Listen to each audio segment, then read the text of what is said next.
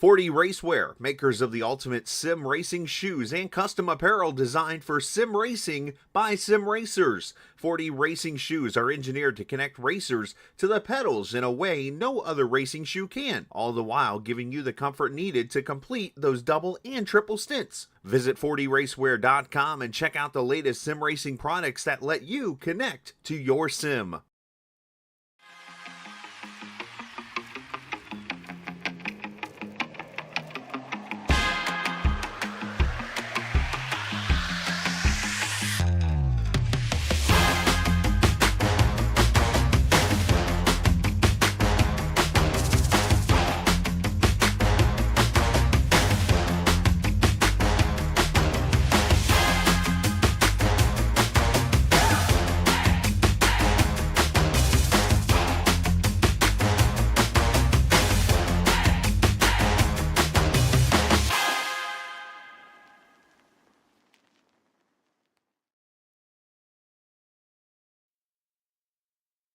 Forty Racewear, makers of the ultimate sim racing shoes and custom apparel designed for sim racing by sim racers. 40 racing shoes are engineered to connect racers to the pedals in a way no other racing shoe can, all the while giving you the comfort needed to complete those double and triple stints. Visit 40racewear.com and check out the latest sim racing products that let you connect to your sim.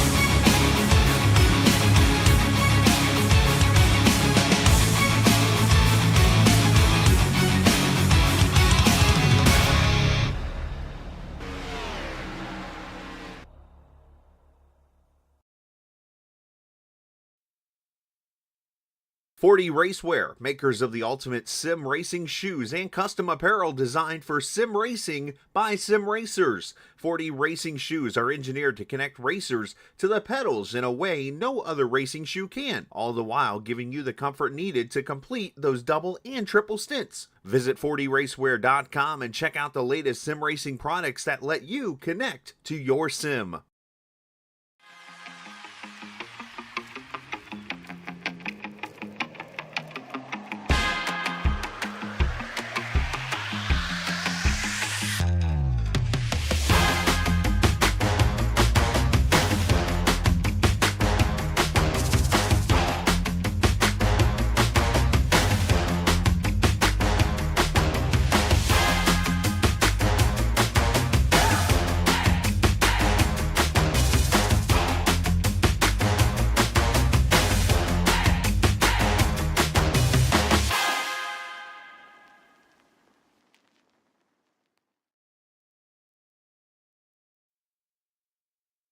Forty Racewear, makers of the ultimate sim racing shoes and custom apparel designed for sim racing by sim racers. 40 racing shoes are engineered to connect racers to the pedals in a way no other racing shoe can, all the while giving you the comfort needed to complete those double and triple stints. Visit 40racewear.com and check out the latest sim racing products that let you connect to your sim.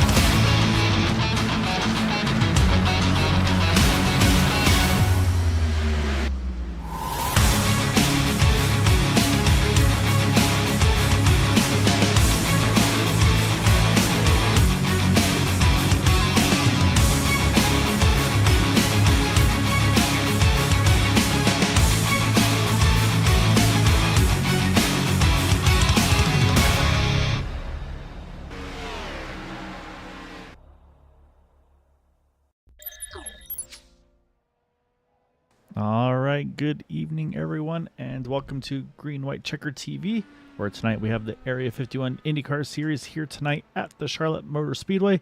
You see the oval there. We're not running that one. We're doing the 1.5 mile oval here tonight.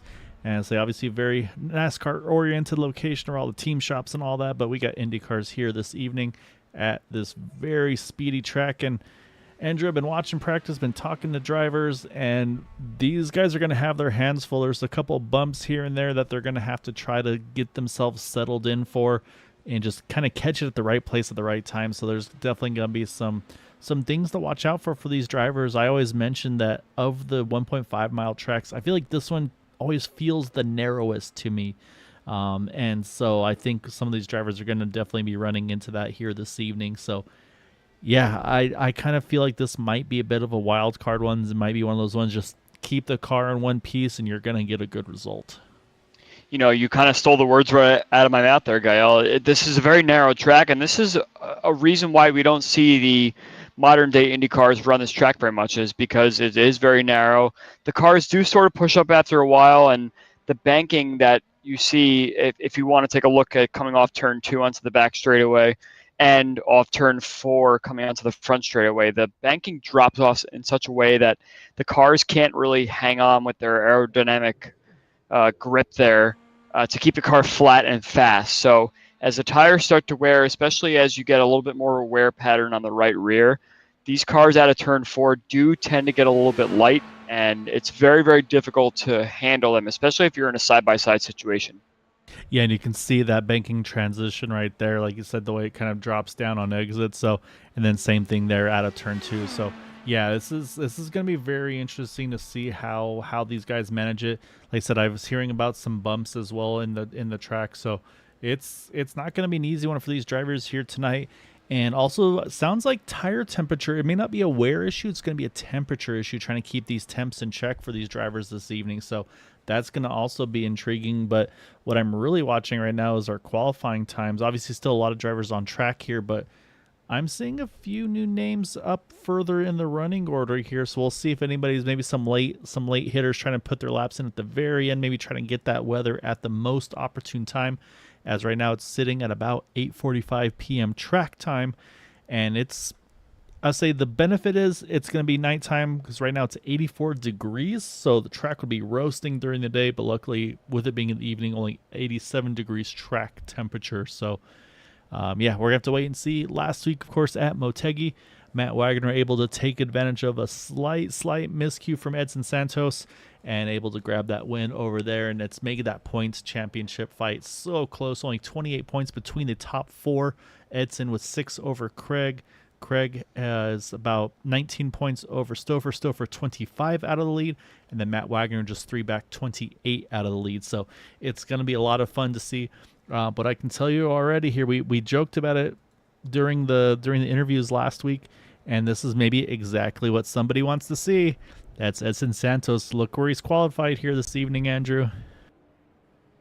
You know, you can be a man of statistics if you really want to, and if you want to be a man of statistics, you know, and we've said this many, many times, and somehow it always happens, that Edson Santos outside pole position, he always manages to find a way to get a really, really good finish here. So I won't say winner yet, but I have a good feeling we'll be talking to him at the end of the night here. But on that token also, he has a much better chance of doing that because of the fact that the track is so narrow and everything. I think that track position means everything. So if you look at Nicholas Stockner in third, this is a great qualifying position for him because he's going to find himself with a lot of track position. Some hungry guys behind him for sure. Craig Forsyth's always a force to be reckoned with, but I think that track position is really the main key here. So look to the pit strategy here to be something as well. Yeah, no, for sure. Strategy will come up, and we'll go over those fuel numbers in a second. But yeah, I see everybody's starting to grid up. So yeah, Matt Wagner over Edson by 0.07 of a second. I think those two have definitely been qualifying 1-2 a lot this season. Stockner pretty much tied Edson there. You can see went to the beyond the 1,000th of a second there. Shane Coker, Craig Forsyth, you mentioned Eric Peterson, great run as well. Frank Irwin Jr., Charles Teed, he hopped in last second, still threw in a top 10 qualifying lap. Hugo Galaz and Ryan Kelly. Ryan really fast last week at Motegi. Hopefully he can continue that trend here tonight. Then you got Jeff Heisong and Gary Laverne there, 11th and 12th. And it looks like 20 cars starting here tonight, including then Larry Yingling, 13th, Bill Burrell, Wayne Campbell, and then drivers opting not to put a lap down here tonight. Again, maybe due to the attrition concerns we mentioned, Stouffer there, Schaus, Morales, Borst, and Colley. So we have those drivers opting not to put a lap in for tonight, as we are just about to get underway and right on cue. The drivers are rolling off to make that pace lap underway here. So I was looking at the numbers, and if you were full rich here, Andrew, you could go about that 35 laps, if I'm not mistaken. I think that's what I put in my notes. And then, of course, though, the magic number, though, is going to be about 37 laps if you want to 3-stop it. You'd have to go about 48 laps, if I remember the numbers right, to try to pull a 2-stopper off. So we'll see how that one's going to unfold here tonight. But right now you see everybody starting to build that gap off the pace car before we get back to green here.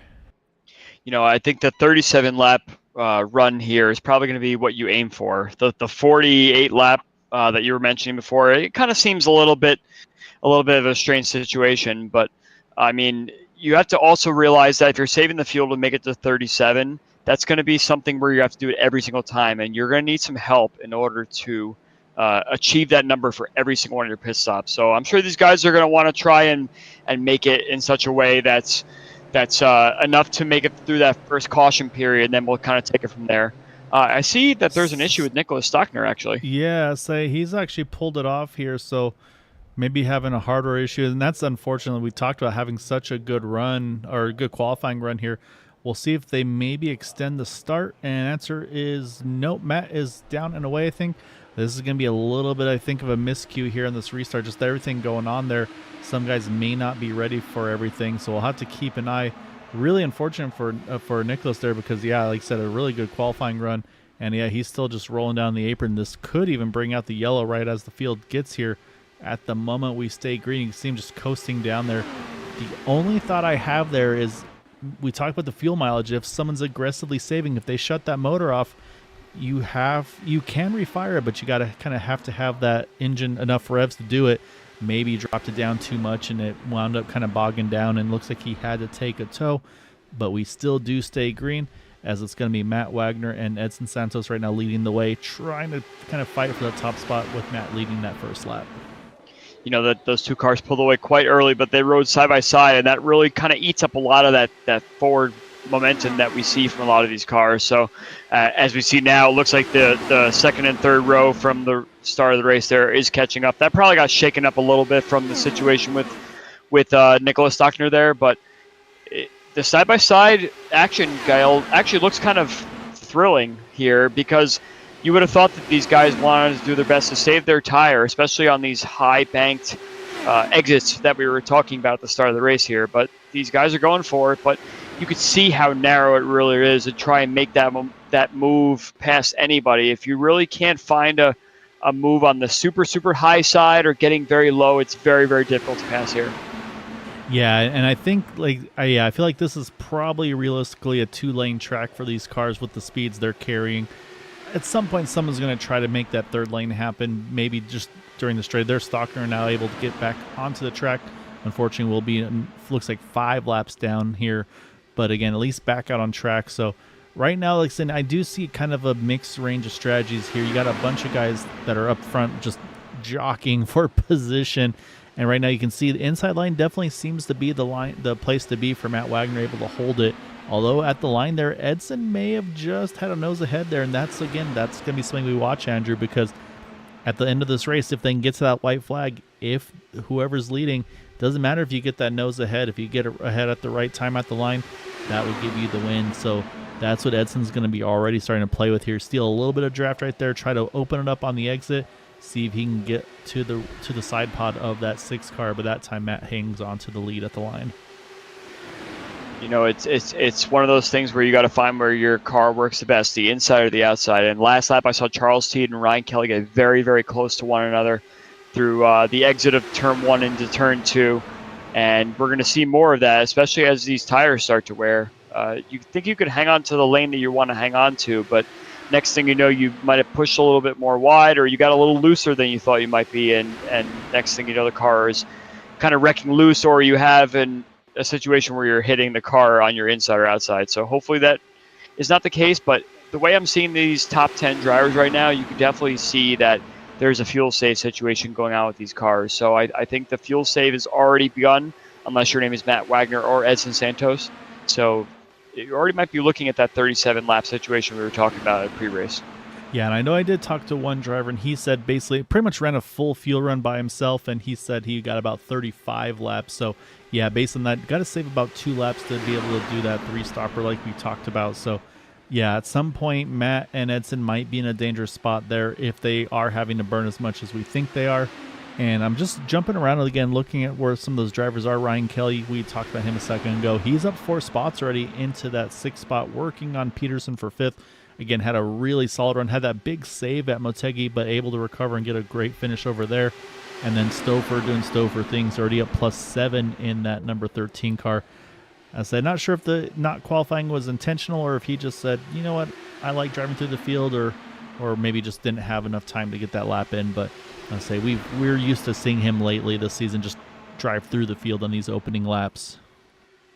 You know, Chris Stouffer is kind of a master at these 1.5 mile ovals, and he always finds a way to hang on the outside and pick up a few spots here and there, especially if some guys are a little unsure how they feel on the bottom. Stouffer is always there to pounce, and I see no different situation what's going on here. And at this point, any of these guys in the top 10 right now are all just kind of holding back. They can do a little bit more, and they probably could pick up a few more spots, but why give up that fuel saving opportunity? Yeah. And that's what it looks like as we sit here 2 by 2, and that's why there's not a lot of aggression as you see from the drivers right now. They're all just trying to find their place.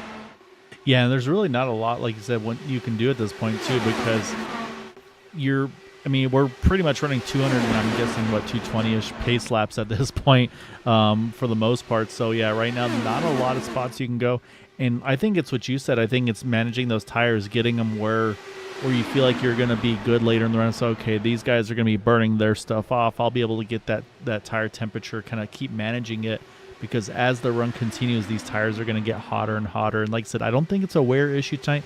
Sounds like it's going to be a temperature issue, and that's going to be where these drivers start to struggle and they start to overheat that tire.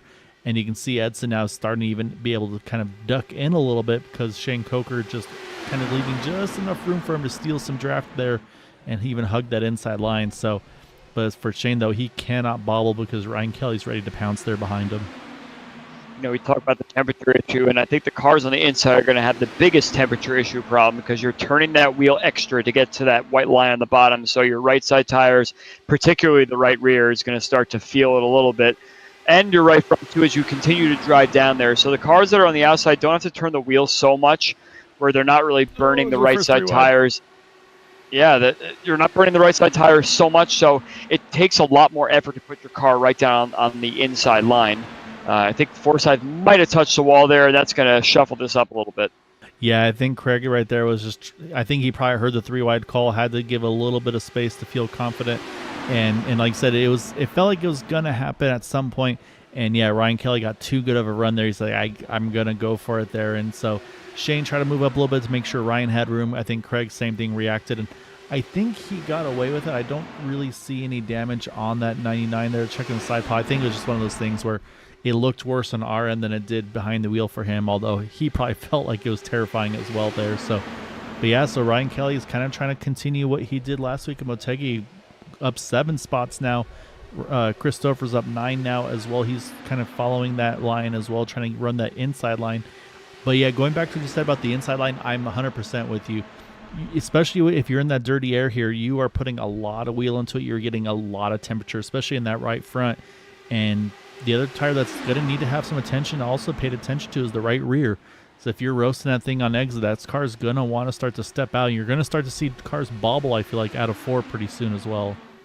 I think you kind of led right into the next thing I wanted to say, which was keep an eye on the exit of turn 4 if you're watching this, that these cars will start to get a little bit squirrely on the exit of turn 4, especially because not just the tire wear, but that banking drop off on the exit. And a lot of cars do tend to get a little bit loose, or they lose their line a little bit. And if they're side by side, if the car on the bottom pushes up a little bit, there could be a little bit of contact. So I think that's where our first trouble spot's going to be if it does happen this race. Yeah, and right now Edson is just trying to keep Matt as pinned to the bottom as he can. Then he opens up that exit again, trying to build that momentum. Right now Edson's had a couple hundredths of a second lead, not enough to clear.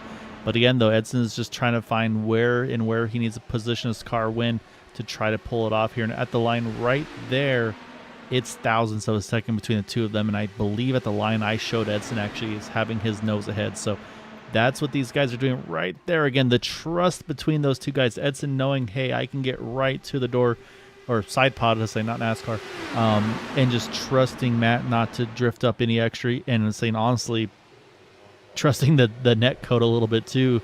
It's always a dangerous thing, but these guys, again, the respect that we see from these drivers, that's why they race so hard against one another. You're talking about the respect, and that's something you see with our leaders right now with Wagner and Santos. Santos really is pushing the envelope, trying to get right, like within a paper's width margin of Matt to try and get him to roast those tires up even the slightest bit more. And any mistake where you're kind of touching a little bit too close on the right side of the leader's car there could end in disaster. So you're right. These guys have raced with each other week in, week out. They feel like they could trust each other and say, hey, I know you're going to stay down there. But at the same time, if you're trying to wear the guy's tires out, you know eventually he's going to push off that line a little bit. So how much room do you actually want to give, right? Yeah, and that's exactly it. I mean, you can see, and I think he is. Again, a lot of these guys, everybody's got different setups. Some drivers running VR, some will have the 3 screens, some maybe even just a single screen or an ultra wide right there. You talk about how close they can get. That was about as close as they wanted to get there. And so, yeah, so for those that have maybe that big field of view with those triples, Edson might be just kind of having that eye just right on the peripheral of that left side, watching the side out of that number 6 car. If Matt's starting to drift up a little bit, sometimes you can almost just feel it too.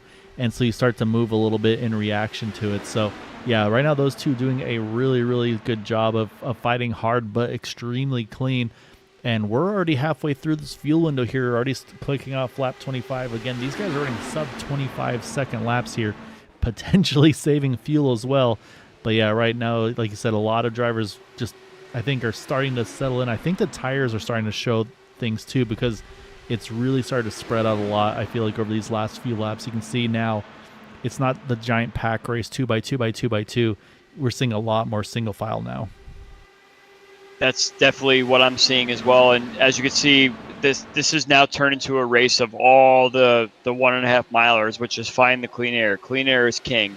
You're not going to make up any progress if you're, like you mentioned before, sitting in someone's drafts and trying your best to turn the wheel to get as much turn as you possibly can. Now it's a matter of going where the car ahead of you is not. So as you see, we have the front runners running the inside line, but everyone from P5, 6, 7, 8, 9, they're all running the high side through much of the track here, except trying to find that inside line where there's some clean air. So I think that's what we're going to see as these tires start to wear. And yeah, we're looking for lap 37, like you mentioned, and we're on the start lap 28 right now. I don't see anyone that's really kind of uncomfortable with their line or anything. So I think that this 37 lap stint here is probably going to be achievable, especially for guys that have been sitting in the draft. Yeah, no, I think 37's no issue at all for a chunk of my, like I said, Matt and Edson, I think, will be the big question marks. Like I said, I don't see any way they're not map 1 all the way around here. So we'll definitely be keeping an eye on them. Got to give a little bit of love over to Clendy popping in on the chat. Hope you are doing well, sir. He is rooting on Shane Coker and Craig Forsyth, and it works perfectly because they are right together, 4th and 5th on track. And yeah, you're mentioning the clean air, and I've been watching Craig especially. You'll see him, he kind of just straddling the middle lane there. He'll see where the guys are up top, where they are on bottom. He'll hop on the roof, and you can see right there, just runs right in the middle, then tries to get that apex cut down there to kind of offset the dirty air, and then continues on and keeps on going there. So that's what's really been fun to see with him as well, to kind of see there's just that little window, and he put his car in that exact spot. And he's also got his YouTube channel there on the halo of that car.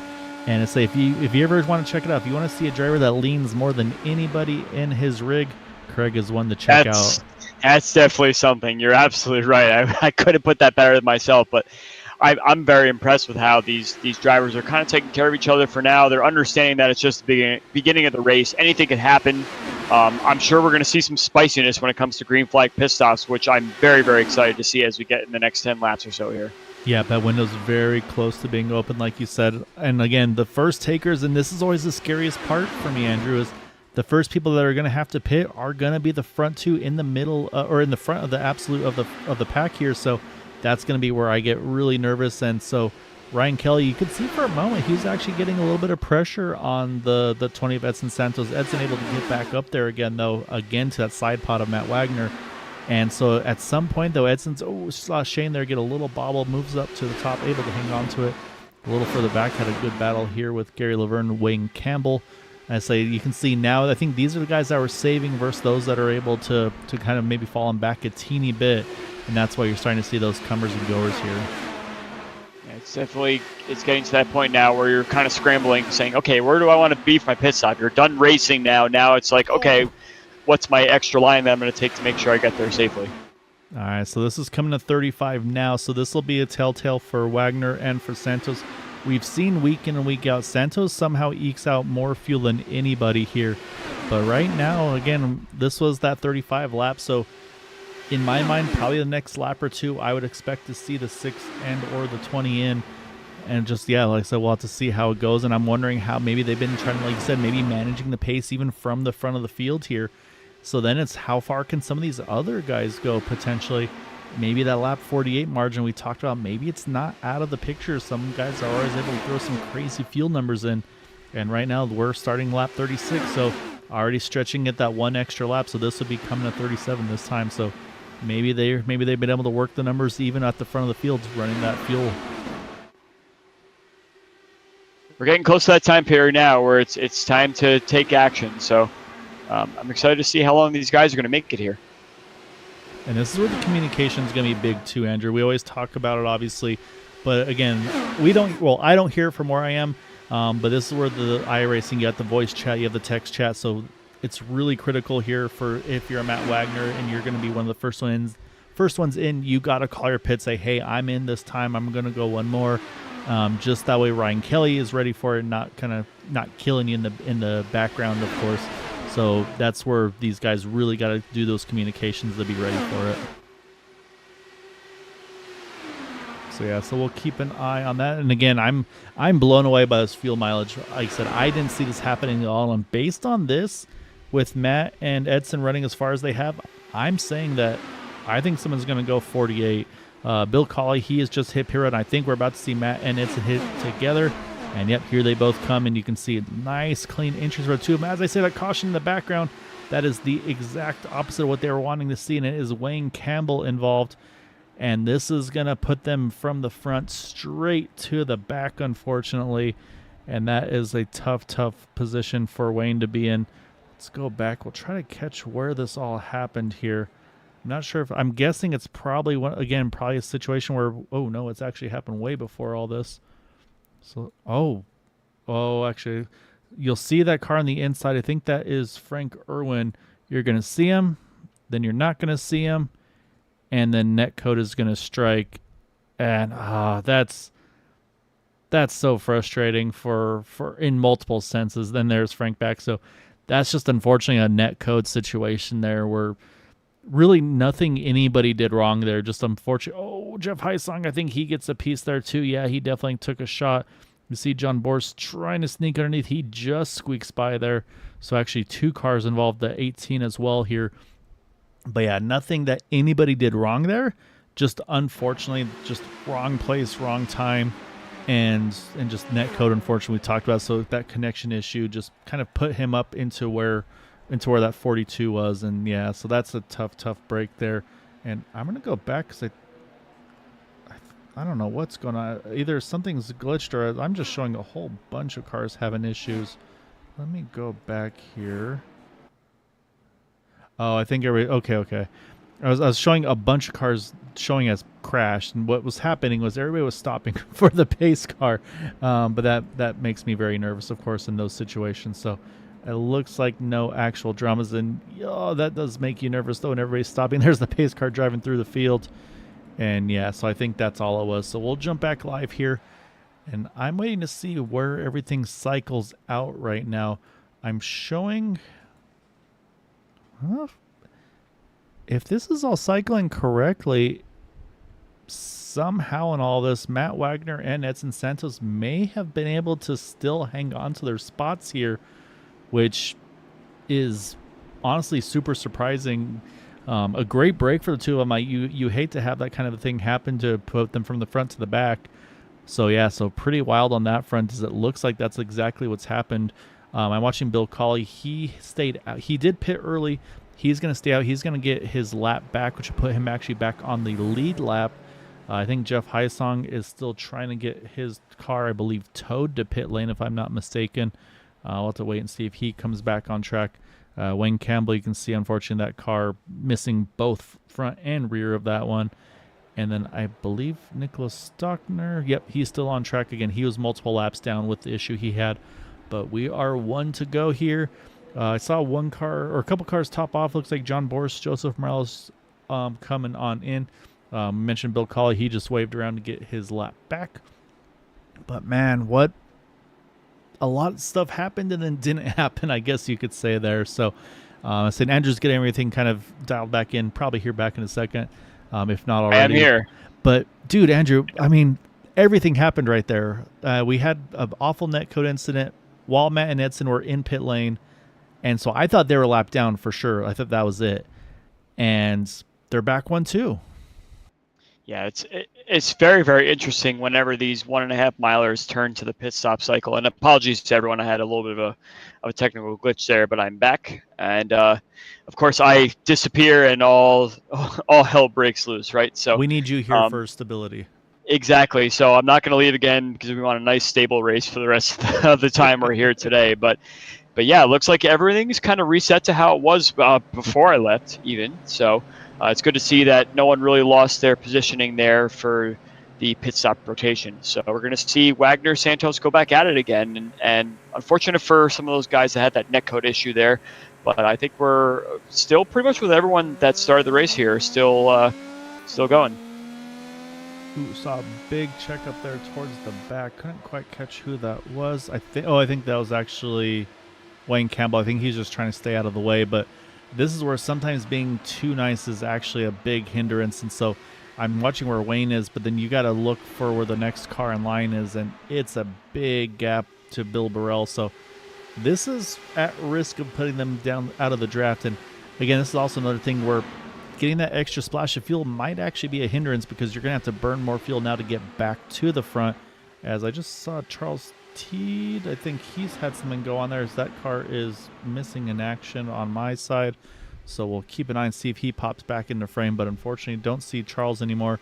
So yeah, maybe there is some server issues potentially too. I'm not sure, like I said, on Charles's end, but yeah, definitely we saw that big connection issue where the car disappeared, then basically made contact, and then where you saw it leave, where you saw it come back, there was 3-4 car lengths apart from one another, and just unfortunate situations. But the big story right now is look at how big of a swing we've got here. Edson was going for the front there, and now all of a sudden he's fallen back to about 4th, 5th position here. And Craig says, yeah, thank you kindly. I'm going to jump to the top here. I'm going to see if I can put Matt under pressure. You know, it definitely seemed like Wagner and Santos had a little bit of a jump on the field there, so they were able to kind of pull out a little bit of a gap. And as it goes with this pack racing situation, the cars tend to come back together again. So Hugo Galez was a little bit farther back. He's joined the fray now. Stockner is kind of joined that. He is a few laps down, but he's right in that pack. And now we're going to see Frank Owen Jr., Gary Laverne, Larry Yingling. They're all trying to make their way right back to this pack again. But they're going to be unfortunate to find that once you catch this pack, it's not going to be a lot of movement to get up towards the front. But at least they'll be able to start saving their fuel again instead of going the full burn, which they're probably doing to catch up to the pack right now. Yeah, so right now the top 13 definitely safe, I think, on the draft side of things. And then you talk about the full burn. Now saying that's those guys we talked about in that restart. I think maybe being too nice wound up hurting. Ooh, I think I saw Bill Colley catch all out of 4 there. But yeah, it's like John Boris right now. He's showing about 3 seconds and going the wrong way to Bill Burrell. Because again, Bill's still catching the field as well. So that's one of those things where, like you said, eventually they're going to kind of hit that wall of dirty air, and that's where things are going to kind of settle in. And then maybe that's where he's going to be able to gain some ground. But any fuel saving, though, like I said, that's out the window. These guys are going to be having to go full map 1 to just to get back up into that fight. So we'll definitely keep an eye out on those guys. Looks like Joseph Morales, actually, he's going to try to take the point. And this is, I'll say, you can probably correct me if I'm wrong here, but I'm going to say 99% sure this is probably not a track you can try the swap draft at to make any time here. It's just too narrow to do something like that. So if you have a lot of the speed to overtake, where do you go with it, right? You have to burn a lot of tire to go around on the outside. It's a little bit trickier to do it because there's not a lot of straightaway. So you could try it, but it's not going to be very effective. You're not going to be faster than cars behind you. And in fact, it's probably less beneficial for you to do a swap draft because the cars behind you see that you're slowing down to do the swap draft, so you're just going to save even more fuel. Yeah, so the traffic jam is back from 1st to 13th here. Same Blake said, add Stockner to the mix, add Campbell to the mix as well. Like I said, unfortunately, these guys trapped a lap or more down. Haisong is just 1 down. He's in that second pack that we just talked about. And then 2 down for Campbell in the 42. Again, he was the unfortunate innocent bystander on that netcode situation.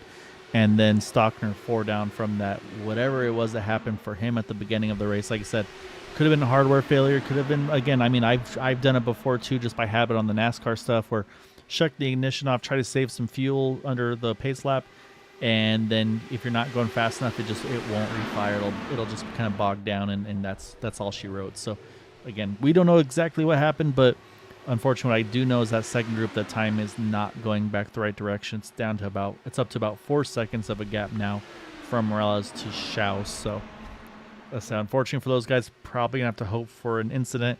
And I'm watching Craig right now. Is he maybe going into a fuel save situation because he's actually decided to hop in behind Matt. Maybe it was burning more fuel than he felt comfortable with there in that 99 car. You know, if you had tried to ask me about what the strategy is about a lap ago, I would have said, okay, everyone's kind of going single file on the high side, but last lap, everyone kind of went 2x2 through turn 3 and 4, trying to make up a couple spots. So I think there's some people that have an agenda for fuel save right now, and there's some people that have an agenda for track position. And when those two things clash, anything could really happen here. So I think that once you see all the cars start to pile up on the high side, that's where incidents can happen, especially when you come off that banking out of turn 4. Yeah, and that's exactly it. Yeah, when you have that mixed strategy, or honestly too, when you get those races where it's just a full fuel save, where everybody's like, man, if I can just save those couple laps, it'll make such a difference, and it just stacks the field up extremely tight. So, but you're right though, because someone might say, you know what, I'm gonna push real hard to just try to one stop it. Again, I don't think that's physically possible at this point in the race anymore. But you'll have those situations where, yeah, I'm just putting names out there for the sake of it, but let's say Craig says, okay, I'm going to go full fuel save, I'm going to make it to the end on one stop, and then you got Edson or Stouffer says, there's no way I can do it, I'm just going to go full send, and it's exactly like you said, then the pace is going to be fairly substantially different, and that's where, like you said, it's easy for those cars to get together. So draft a lot of times, though, is that great equalizer, even in the fuel map situation. And speaking of that great equalizer, that second pack, they're closing slowly but surely. It's down to about 3 seconds now off Eric Schaus, so they're starting to slowly reel him in. They need to get another second and a half or so. I've always found that 1.5, Andrew, is about that magic gap for me to kind of feel the toe of that car in front of me. That's about right, but also when the tires start to wear, it gets very, very hard to stay in that 1.5 second threshold. So you want to look for more like a second, little over a second or so once the tires start to wear it, because you might be in the draft, but once you're in the corners, then the car is starting to push a little bit and you're losing a little bit of that advantage. But well said. Enough of these cars are going side by side at the front that the cars that are running down there are probably running a little bit faster by themselves than the cars that are running up here. So that's what causes this big accordion effect. And I have to say that these cars are getting a lot wider and wider, especially on the outside. So it's the hunt for clean air part of the stint right now. It may seem like these guys are just running side by side just for fun, but any mistake can happen at any time. And we've seen Edson fall back a bit, but now he's got himself right back up there next to Matt Wagner again. Yeah, and that's a really good point. I mean, for me, I was worried about Edson. It's like, oh man, he's dropped back to about 4th, 5th, and yeah, saying just a matter of maybe 5-10 laps, he's got himself right back to where he's been pretty much this entire race. Matt Wagner, he has been living on that white and blue line this entire race because, again, if he wants them to pass, he wants them to go the long way around. He knows he's burning his stuff up a little bit more doing it, but obviously clean air always king here. and also again probably burning a little bit more fuel than the others around him, and that's the danger. I mean, obviously he just about got burned the first time. I'm actually still blown away that he was able to still come out in the 1-2 spot with he and Edson. So yeah, we'll just have to kind of keep an eye and see how that goes, because they still probably can go another 20 or so laps. Again, they went in about 38 on that first run, and we'll say they pitted around 38 to that 40 window. So if we do that again, that 40 lap range, that seemed to be the kind of the magic number for a lot of these guys prior to the yellow. I think that's when we expect to see these guys is about lap 80, which again, then that leaves you about 65 to go. And yeah, I just don't see anybody being able to stretch that far. That'd be almost 50. That'd be 50 plus laps to try to one stop it here.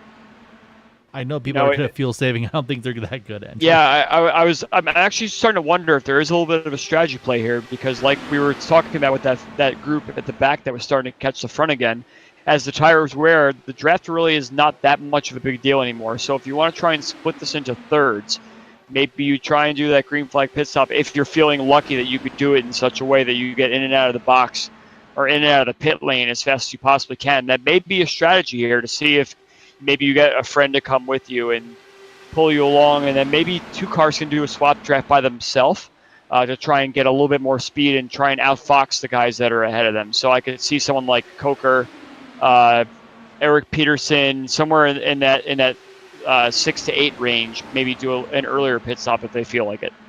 Yeah, I saw a little bit of a puff of smoke there, maybe not probably dust, I guess you'd say, out of turn 4 there. It looks like everybody's okay. I'm not sure if it was maybe Coker or not, but like you said, though, these cars are getting really wide on the exits now, trying to find that air. That's that down off the banking situation we were talking about earlier, especially off turn 4. It's a big deal because you feel like you run high enough, but that wall comes up very, very quickly. And if you're starting to feel that push off the cars ahead of you, and especially for Coker and Peterson, they're in a situation where there's no clear lane for them to go down and get that clean air. So once you come off that banking, that car gets a little bit light, and if you're a little bit too high, you'll find that wall on the outside.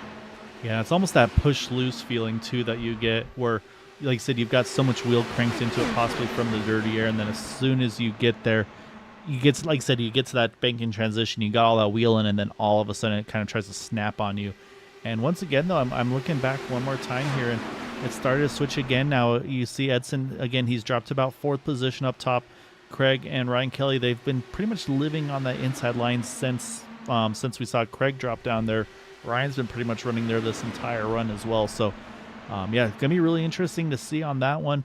Like you said, it's a few guys we haven't really chatted about have had, I would say, quiet races. Eric Peterson, he started 6th and is currently running in 6th, so still a really good, solid run for him. Obviously, it's still a long ways to go. You mentioned Hugo a little bit, too. He's right back in the running there, just one spot behind. Frank Irwin Jr., we saw, unfortunately, that little connection hiccup. And then, yeah, Gary Laverne right here. I feel like it's kind of the same situation. He and Larry Yingling, I feel like they've just been kind of cruise control, truthfully. I think these guys are just kind of waiting to see when and if this race is going to kind of come into their strategy. And then the one I'm the most confused about here, Andrew, is Eric Schaus. He's usually up front vying for positions. I wonder if tonight's his fuel mileage hat, because he is a very, very good fuel mileage driver when he chooses to be. I wonder if maybe he's throwing the long run plan and strat on in that 72 car. You know, if you're sitting all the way in the back and you know it's very, very difficult to pass, I think it's probably the best play to do is to try and hang back and pick up spots where you can. And I think that's probably what Eric Schaus is doing, because he knows he probably can't pick up a lot of the spots he usually can for some disadvantaged drivers up ahead. But we're getting close to that next fuel stop here. So these guys are going to go from the single file running to try and figure out where they got to be for that next pit stop. And hopefully we get these green flag pit stops and we don't see the issues that we saw on that first time around. Yeah, and like I said, that's the shame, because it wasn't a mistake by anybody. It was just an unfortunate connection issue. What I've been watching is slowly but surely that second pack is starting to creep in. Bill Burrell, I think his car starting to lose a little bit of that handle on it, and so it's been bringing guys in. Like you see Joseph Morales, he's just now gotten around him. He's only about 1.8 off of Schaus, and so that's going to bring John Borst into the mix as well. So those are those guys that were in that pack. Again, they pitted a lap later, but they've probably been having to be a lot more aggressive on the fuel mixtures, so they might be in the similar fuel window. So we'll kind of have to see on that one. I'm still watching Joseph and the Schaus margins right now. It's about 1.6, 1.7, not quite there that he probably wants it to be, but definitely is going in that right direction. Again, probably another, I'd say 10 laps or so. I think we'll see that basically where some of these guys like Matt, I think will have to pin. Right now, I think Matt's probably in the worst fuel mileage position of everybody, because even Edson's had some draft now lately. So I think we're going to see that 6 car probably the first one in by a couple laps. We were talking earlier about that temperature wear situation compared to the actual rubber burning off the tire, and I saw Eric Peterson was starting to fall back a little bit from that P6 where he was, but he's starting to catch back up now just a little bit. So we had a few laps there where he was maybe playing with his fuel mix a little too much, a little too lean. The car's pulled away, but he does not want to lose them. So he's coming back up into this top 5 area now. And again, this is the part of the stint where you're mostly worried about the clean air rather than where you are high or low. So Eric Peterson starting to claw it back a little bit. And now he's kind of leaving Shane Coker in the dust a little bit, who's starting to drop off that top 6 a little bit. And perhaps he's choosing poorly in terms of trying to find the clean air up ahead of him. But this is definitely going to play a factor in this next pit stop coming up. Yeah, and you can see, like, as they go through turns, like you said, everybody's kind of trying to find. It seems like this last few laps or so, everybody's pretty much been stuck in the middle of the track for the most part, in that from second, third on back. I think Ryan Kelly said, I'm done saving, I'm going for it. I'm wondering if Matt was maybe back in the pace off a tiny bit, and Craig's saying, you know, you're not going to tempt me into trying to pass you. I'm just going to keep saving. Yeah, I'm going to save even harder if you do that. So, yeah, so I think Ryan's starting to try to do the same here and trying to get that pressure back on the 6 car. But, I mean, you can see, though, it's a complete train now, about 2-3 tenths of a second between all the cars here. So I think you're right. I think these guys are getting ready for that pit stop cycle, knowing, hey, this is when we can make the biggest difference in our race here. Yep, and Matt's the first one that's going to pit this lap. Yep, and this is 70, actually a little earlier than I thought he would go. But yeah, so here he comes. He's going to be the first one in. And he's got to get it woed down. Looks pretty much picture perfect to what he did last time. And that's going to now put Craig Forsyth in the lead. Joseph Morales also on pit road again. He was that one that was leading that charge of that second pack, so it makes sense. He was burning a ton of fuel there.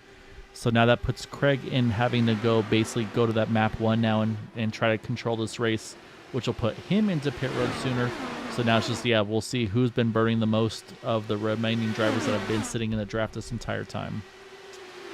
You know, it's definitely one of those situations where now Matt's going to have the freshest tires, but he puts himself in a very, very precarious spot because he's sitting in a situation where he's all by himself and going to be burning a lot more fuel. So I was saying that these guys are going to split this into thirds, but you may have to fill up the tank all the way if you pit this early.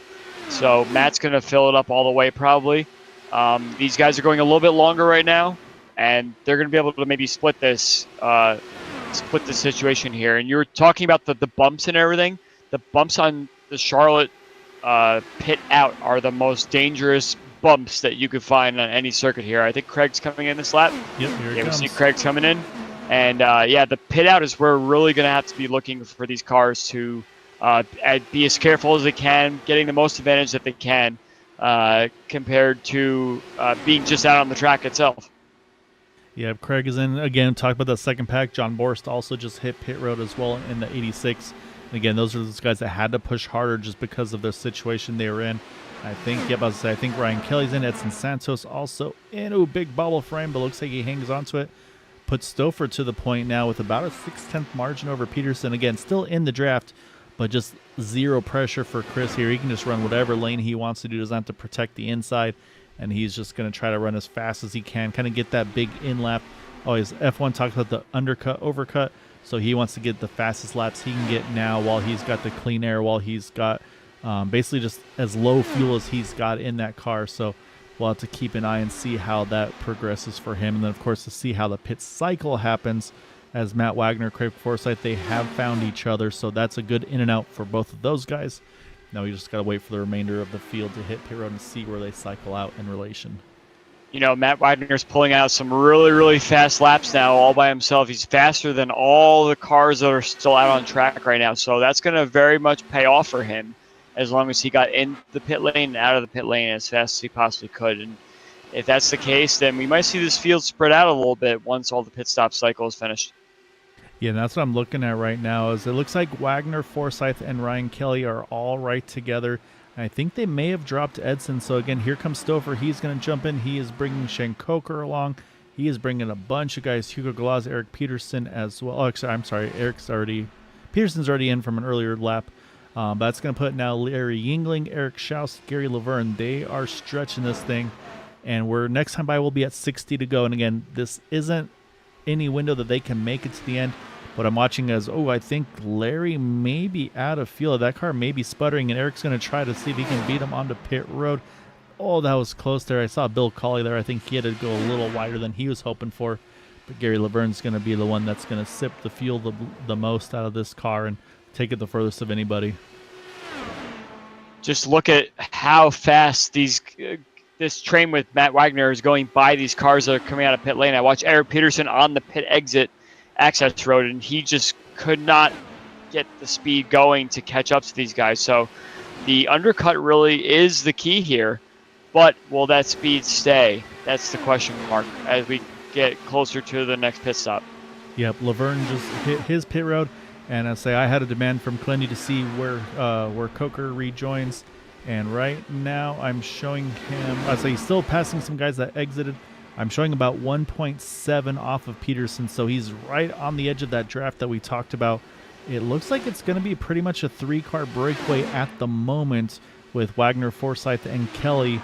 And then Stouffer's going to be the next in line. They're about 2.2 back with Edson Santos, but then throw Peterson right in there. So it's going to be 2 groups of 3 basically in the first 6 spots, and then Shankoker leading the next train of cars, which I got to say, I'm looking at some of the guys that jumped forward in this, and I got to say a really good job by John Borst. He was able to close that gap we talked about earlier with the gap that he had. Same thing for Joseph Morales.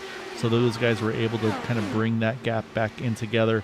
Unfortunately, Gary Laverne definitely got hurt pretty bad because he is now back to 14th position in all of this. So, yeah, not the cycle he was looking for. So right now you probably don't force the issue very much, right? Here, Andrew, if you're these top 3, you're just watching lap times, seeing how you compare to the guys behind you if you're Craig, Matt, and Ryan. Yeah, it's definitely what the case is there, especially if you're Ryan Kelly. You're like, okay, I'm in this front pack now. Now I'm going to do my best to just kind of hang here and bleed off any sort of extra pace you possibly can and make sure that these guys in this next pack don't catch you. So Stouffer, Santos, and Peterson are really going to do whatever they can to try and catch that pack, but it's going to be very, very difficult if they're running faster lap times. But once the tires start to wear out, those lap times will come down or come up, I guess you could say.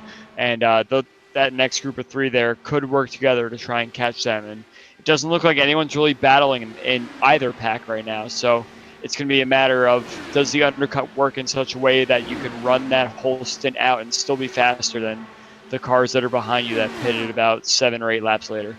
Now what we can do is we're going to cheat, and you're going to see the lap times there on the timing scoring on the left. So you can see Matt Wagner running a 24.70 to 71 to 74.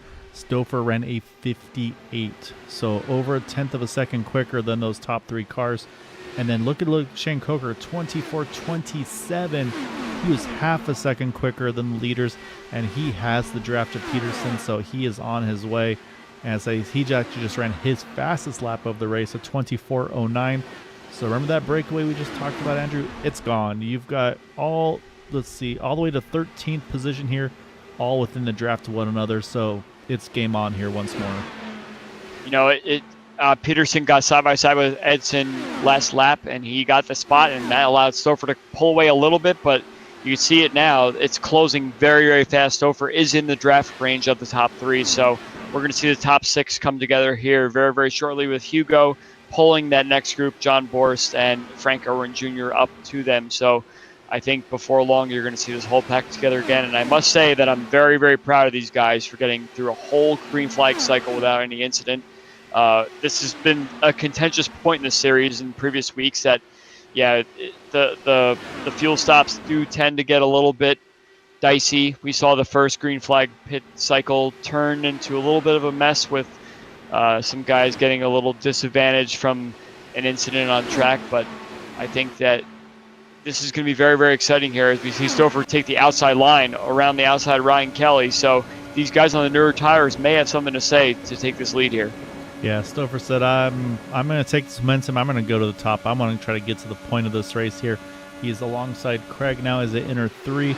See where Peterson's going to go. He is going to follow. It looks like, yep, he's going to come top as well. And like I said, we're pretty much back to having the whole party together. As it looks like there is a bit separation from Hugo Galaz to John Boris. He's with Frank Owen Jr., and I think John looks like he might just be letting Frank go. Well, maybe not say. But yeah, I'm curious to see again, because now do we go back to a fuel save and try to run even further this next time around? So right now for the 86 and 44, they probably want to stay together as best they can just to try to chase that gap back down. So again, probably if you can get that half-second margin or so, maybe a little bit of battling side by side may have kind of pushed them back that tiny bit. So I'll keep an eye on that gap. Like I said, I believe the top 12, though, should be able to safely get back in the pack. And yeah, I can see right there out of turn 2, the 44 is trying to get around that 86 car. So they got to get it settled out. I think John said, yeah, we're killing each other fighting. Let's just get back in line, and let's see if we can catch back up to those guys. So watch for the 86. I'm pretty sure we'll probably just throw some fuel saving behind that 44. Let him do the fuel map work, if you will. You know, if you're Matt Wagner right now, you kind of just want to sit where you sit. You're commanding this field right now. You know no one's really going to have a big challenge on your outside. So if I was Wagner, he's the first car that pit on the last cycle. So I think he just wants to run it map 1 and do this in one more stop and just make sure he gets in and out of the pit safely. He's not worried about fuel right now, whereas some of these other guys may plan for a shorter stop, which could make it very, very interesting. If some of these guys have a slightly shorter stop here at the end, they could possibly pick up a spot or two. Yeah, and that's going to be, I'd say the other thing that we're going to run to right now is they're going to be coming up to Bill Colley to put him down a lap. You're running 2x2, you're catching the lap car here. You're either going to try to find a way to get singled up, or they're going to have to probably put Bill 3 here. So that's going to put Bill in a really tough spot because he can't just roll over here. It's not like you can go on the apron and let everybody by.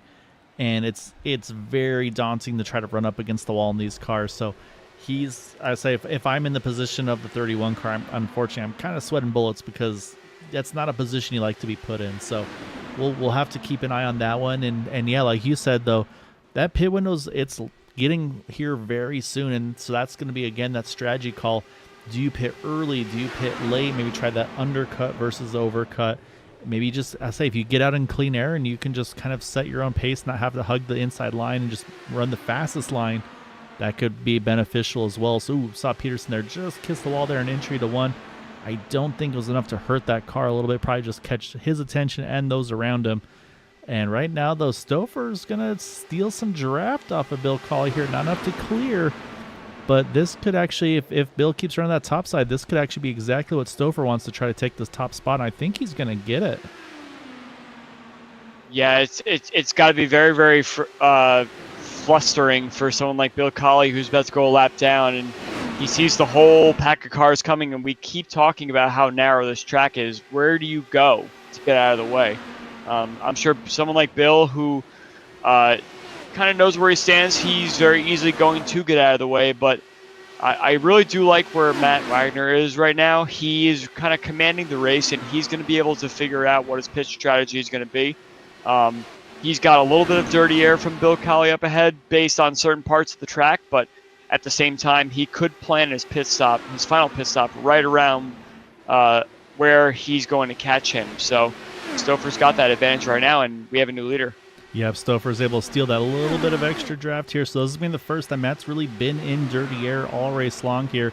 So now he's going to have to make some adjustments behind the wheel. Again, he's been there, done that. So this is actually a great news for Bill because he's like, okay, they're single file. I'm going to run the lane that I'm going to run, let them go on by me. So I would expect we'll probably see Bill run that second lane.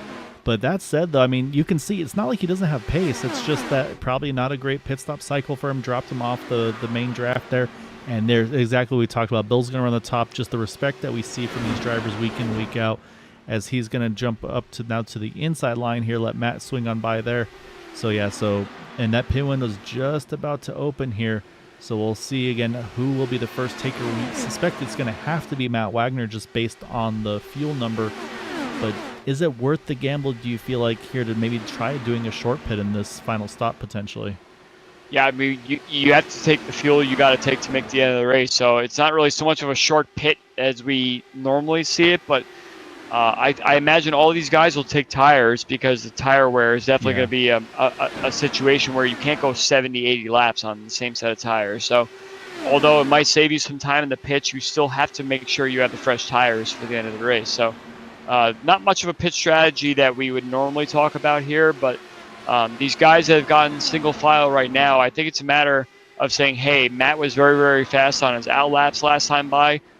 I'm sure once they see Matt dive into the pits, we're going to see a couple other guys come in as well. And then the other part that you'd mentioned is Matt pitted on lap 77. The drivers that went the furthest, Eric Schaus, Larry Yingling, they went to lap 85, so that's 8 laps longer. Could that shorten their pit stops and maybe be able to pull them in closer to that group as well? Or is it pretty much everybody's going to be waiting on tires and that's it? Or would fuel, maybe if you had to top all the way to the brim, basically, are you sitting and waiting on fuel possibly with these cars with the slightly reduced fuel tanks than what they have as a full fuel load? You know, if it was only like a 20 or 25 lap stint to the end, I might question how long the fuel versus tires would take, but I'm pretty sure everyone's going to be waiting on the fuel just based on how many laps are left. So especially guys like Eric Schaus and Larry Yingling, it might be like a split second waiting difference there. So I imagine that it's going to still be waiting on fuel for just about everyone here. I'm very surprised at how much Edson Santos has fallen through this pack now. I don't know if it's just a matter of choosing incorrectly or something like that trying to find the clean air versus dirty air situation, but he could be doing a fuel save as well, but I still think that it's going to be everyone waiting for fuel during their next pit stop. And I'm wondering, if it's just one of those like, hey, I'm going to run this thing long. I want to be the one to basically run it the longest of anybody, which of those up in this pack, it's actually Stouffer that went the furthest. He went all the way to 84 in that number 13 car. Again, he's definitely been burning fuel to get back up to the field and, of course, leading those laps or so. So he might have burned a little bit to off-sequence that a little bit. Edson Santos was 81. Eric Peterson was 83. So Eric might be in a really good spot as well because, again, like you said, everybody did a great job the last time by getting in and out of pit road, no dramas. So you wonder, it's like, okay, yeah, we got through it last time, but now this is going to be that money stop. Mistakes could happen. So if I can trap the field a lap down, that's exactly what I want to do. So I think that might be the other game plan for some of these guys, is to just see if maybe they can kind of get a lucky break with an untimely yellow. You know, us being in the booth, we have no idea what anyone's strategy is based on fuel or tires. So I think it's all just a matter of speculation, seeing how long everyone's going to do this last pit stop. But this is the pit stop where you need to make it happen. So Matt Wagner is coming in this lap. So the first of the dominoes is about to fall here, and hopefully the rest of these guys can keep it on the track, and we'll have another successful green flag pit stop cycle. Yeah, it looked like another really nice and clean entry for that number 6 car. So again, one last week at Motegi, able to capitalize on that slight miscue from Edson overshooting his pit stall.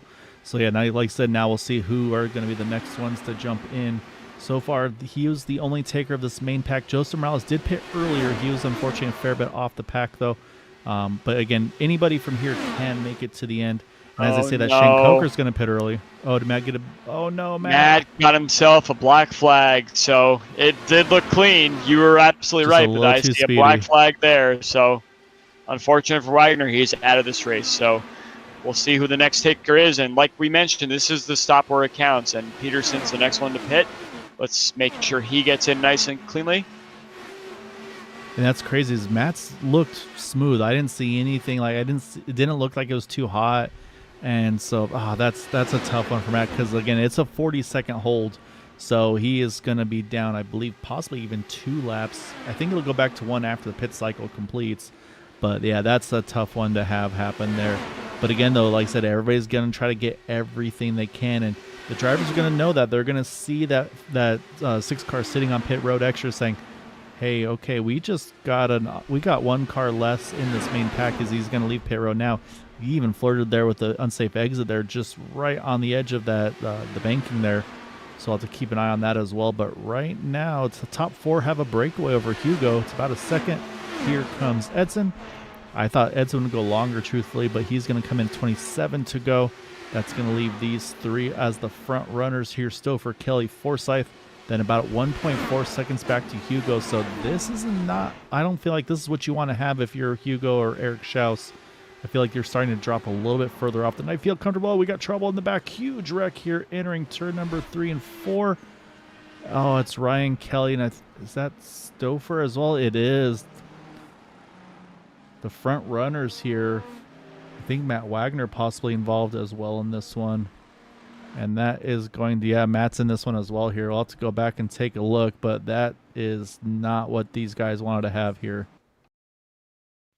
Yeah, I'm trying to figure out what exactly happened here, because that was almost like a miscue. Everyone tried to get to the bottom at the same time. I think Bill Colley was trying to do that, but Stouffer just unfortunately stopped in the wrong spot.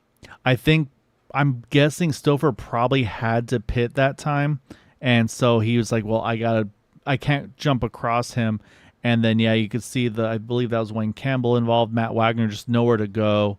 And then I think that's Hugo Galaz also, I believe, possibly getting some damage in this as well. Yeah, he's definitely got some damage. So that's a heartbreaker for some of these guys. Oh, Schaus just able to avoid that car there.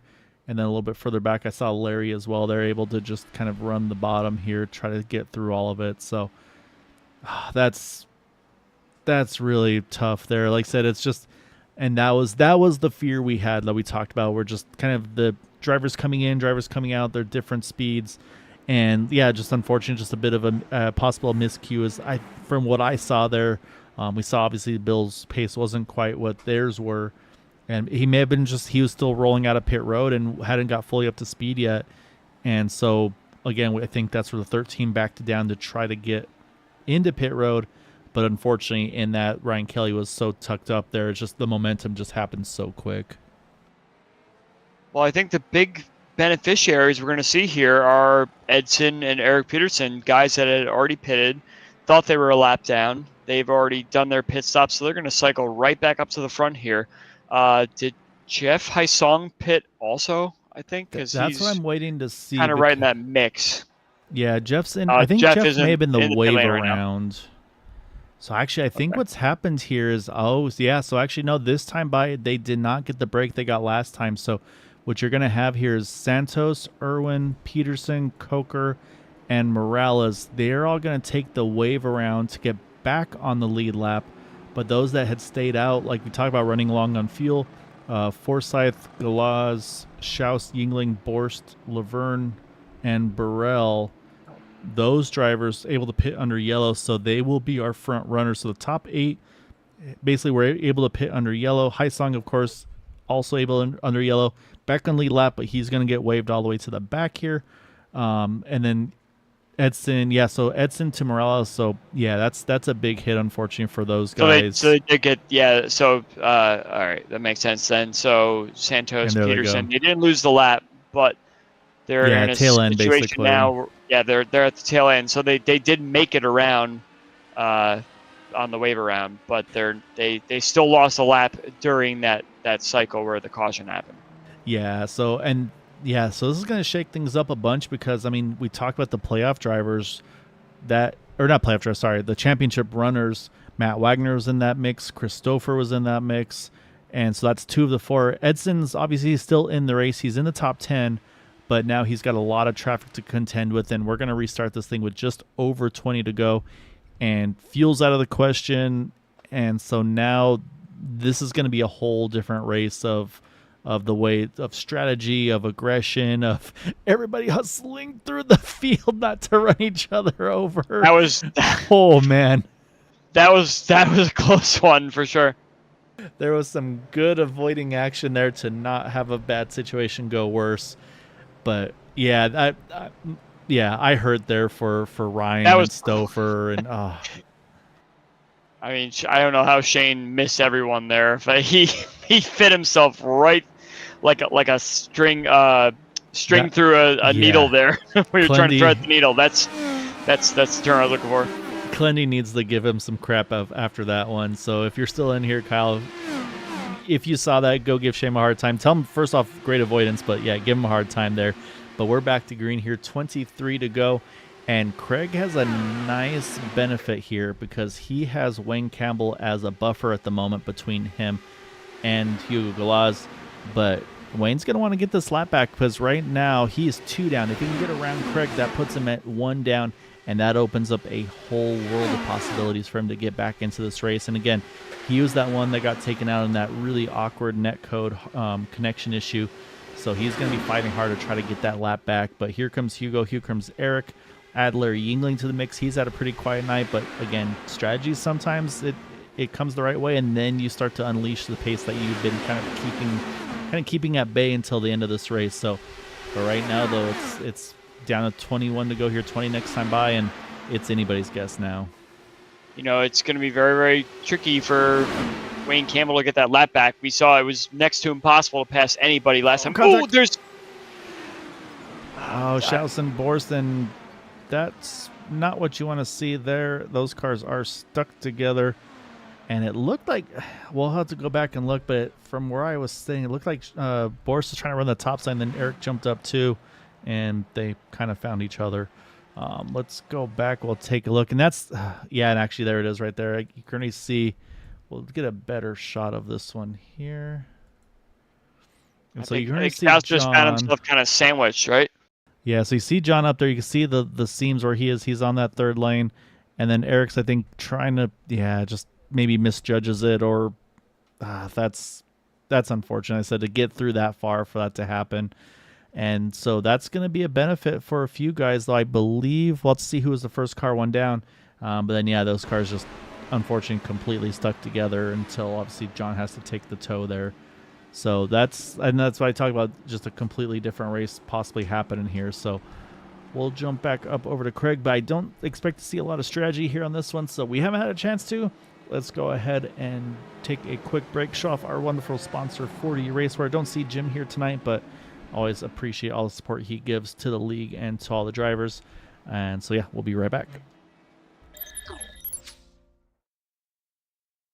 40 Racewear, makers of the ultimate sim racing shoes and custom apparel designed for sim racing by sim racers. 40 racing shoes are engineered to connect racers to the pedals in a way no other racing shoe can, all the while giving you the comfort needed to complete those double and triple stints. Visit 40racewear.com and check out the latest sim racing products that let you connect to your sim.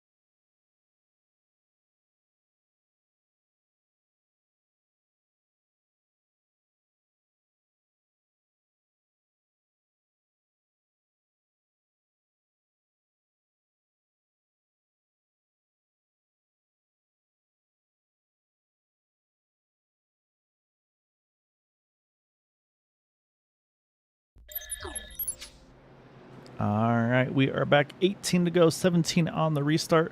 It's still Craig leading the way. Hugo now is ahead of Wayne Campbell, so that will give him one less buffer of a vehicle. And so we'll see, does Hugo maybe try to run that second lane that we've seen drivers using to try to kind of take that top spot away from whoever's leading. Again, we expect to see Craig.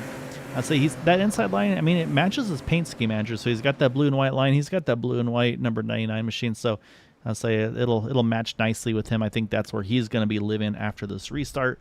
And put Bill Colley back on the lead lap with that caution, that wave round, which now puts Wayne Campbell actually as the first car laps down, 2 down. But again, though, now he's at least in a spot where he can as long as he's not involved, of course, get one of those laps back. So that's why he wanted to get ahead, though, too, because like we said, if he could have got that one back, he would be just one more caution away from getting back on the lead lap. So unfortunately, didn't happen for him, but again, still plenty of time to go in this one. 17 to go here at the restart. Again, no strategies, pretty much nobody up front pitted. So it's up to Craig now as our control car, and we are underway here. 17 to go at the line. You got Forsyth, Galaz, Yingling, Laverne, and Burrell, our top 5. We also should mention that during our little break there, we had a bunch of cars pit for brand new tires. So that could be interesting if some cars in the bottom part of the top 10 do find their way able to make some moves here with some fresher tires. That can make some things interesting as well, but they will have a lot of ground to make up. So we'll see if Campbell can get his spot back, but Forsyth seems to have a stranglehold on the field right now. Yeah, saying this is where Craig is going to be nervous. He cannot give up that bottom because you can see Campbell's trying to get there. Oh, and there's contact. Oh, that's huge wreck here. I wonder if Wayne Campbell had a little bit of a squirrely moment there when he was trying to get to the bottom, and I think that might have been a netcode hit. Yeah, so that's Yingling, Laverne, Schaus, Galaz. I mean, that's a chunk. I think, yeah, Burrell was in that as well. Oh, man, I say we're at a NASCAR track, and this is we talked about the big one. That's basically what we Edson just saw was collected there also, I believe. Yeah, so let's come back. Let's say we'll focus on. Say actually, I'm gonna focus. Actually, I don't think Campbell may have been. We'll wait and see here. We'll take a look. No, it's actually Larry. Yeah, we'll definitely check it out. So what I'm looking at actually is it looks like just contact between Larry Yingling and then Hugo Galaz here as we're watching as they come into turn number 1, and a little bit of net code, but yeah, I think getting towards the end of this race, everybody's getting antsy trying to get through. Oh man, Burrell gets into the back of Laverne there. He almost has it cleared. I say we'll first do a shot from. Did Edson get a gift from the net coders here?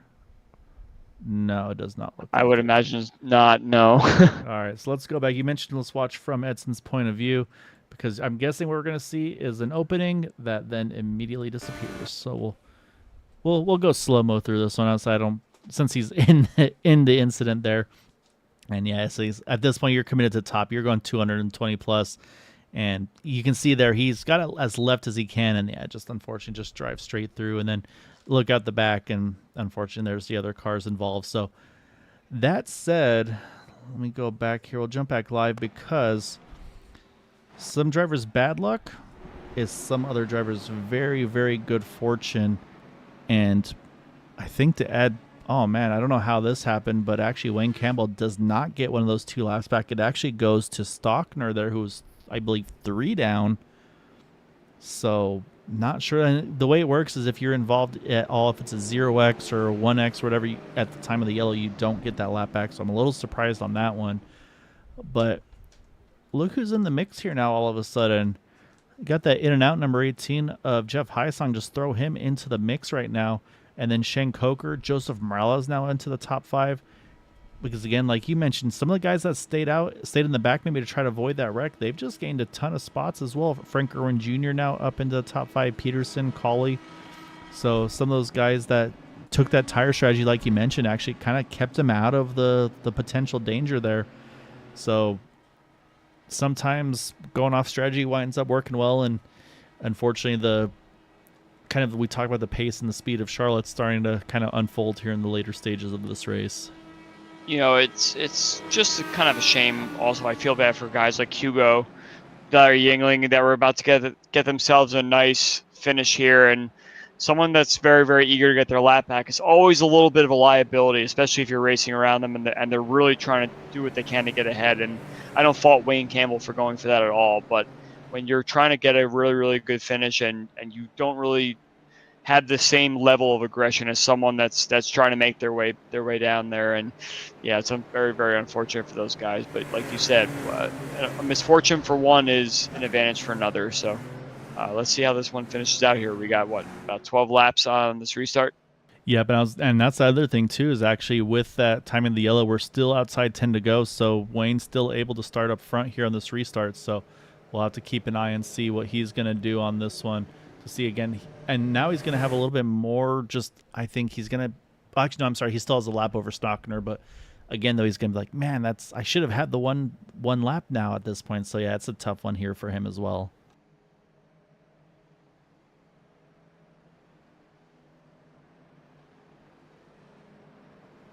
Actually, I'm listening to some of the chatter on the radios here, and I think Wayne's going to just pull over and give up the ghost. I'm sure he feels a little bit bad about that incident there. Even though he may not feel fully responsible, he says, you know what, there's 12 laps left. There's nothing left for me to fight for in this race. So I expect Wayne to kind of pull over and let the field go. Yeah, we'll definitely keep an eye on that. And that could actually put Craig in a tougher spot, because that's going to give Haisong an even bigger head of steam as we're back underway here. 12 to go at the line. You can see the gap he's already built up here. I'm watching Morales there. He's also kind of running to the inside. That's going to open the door for Frank Irwin Jr. up top. Won't count out Peterson, won't count out Coker as well. Like I said, these guys have been able to capitalize on some misfortune for others. So here we go. Could be 11 to go at the line. Haven't seen Wayne really give it up yet, but it could be right here where he's on the bottom. He's going to probably just let the leaders go. Yeah, that's exactly what it looks like.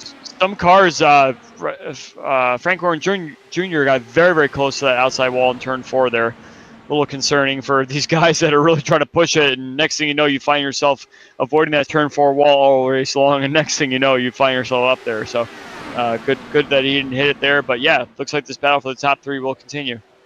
Yep, so add Haisong Coker right now. They are now right behind that 99, and again, Craig's had some good runs this season. Of course, he knows that he's going to try to capitalize on the disadvantages and the issues for some of the other guys.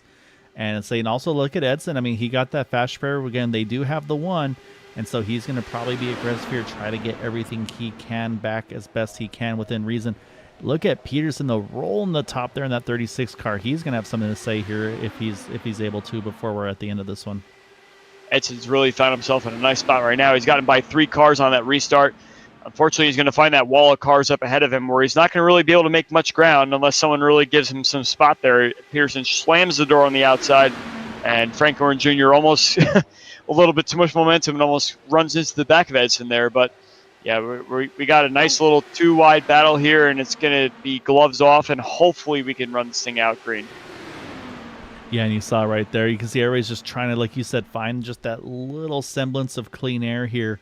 And so, yeah, so right now, Craig, again, he's just going to live on the inside line. You can see what he's doing. Oh, Edson's going to send a big move on the inside. Oh, that's going to be a huge wreck as well. Coker involved, and that is, I believe, going to bring up the yellow. Yep, there is the yellow. And again, that's just that aggression at the very end. These guys trying to go for what they can. And I can tell you Shane's not going to be happy about that one. We'll go back and we'll look, but I think that was one of those ones where maybe there's enough gap. We'll have to wait and see, but yeah, that's going to be a tough pill to swallow, though. I have a feeling for the run Shane was having there at the end. Does this give Could Wayne it finally Campbell? Yeah, that was my main question. I think he might get away around here. That's just going to put him at the back, 1 lap down. But yeah, I mean, like I was kind of alluding to it right before I stopped talking there, Gael. There's just no room to really make a nice solid move around. Edson had made up all that ground, and there's still a wall of cars up ahead of him. So you really have to just have some semblance of patience, which is very, very hard to do with 10 laps left of a race. But yeah, he put himself down at the bottom part of the track. That reminds me of the Colton Hurd of Scott Dixon wreck at Texas Motor Speedway back, I think it was 2022, I believe. You just throw your car down on the inside. There's just nowhere that you conceivably can make the corner, especially with all the dirty air. So very, very unfortunate for Shane there. He was just kind of trying to stay out of trouble, but there's no real place to stay out of trouble with this narrow of a track. Yeah, and so what you see here, I think this is one of those things where it may have been kind of almost at a detriment that he was following Craig. So basically, all he's doing is he's following the draft of that 99 car. So let me get that catch fence out of the way. But what you can see, though, is, I mean, if you're Edson, you see probably a car length and a half, 2 car lengths on the inside. It's like, hey, man, I got room. I got a head of steam coming. And so then Shane starts to work his way down there. And I think at that point, Edson probably feels pretty committed, honestly. And so I think, yeah, it's unfortunate at that point. It's just 2 drivers going for the same real estate there. And unfortunately, Shane and saying, of course, we haven't mentioned is unfortunately Frank Irwin Jr., just kind of innocent bystander and all that. He gets involved as well here. So And that's again when you're following that car in front of you, Craig's able to stay up that lane because he doesn't have that pressure behind him yet. If he, as soon as he feels any sort of pressure, I think you see that 99 car drop straight to the inside there and hug that white and blue line. So I think that's probably what we saw in that situation. But yeah, just really unfortunate.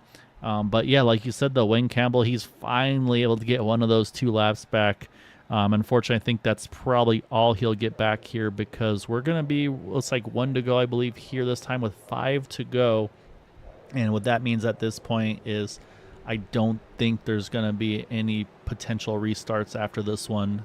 There is no green-white checkers here.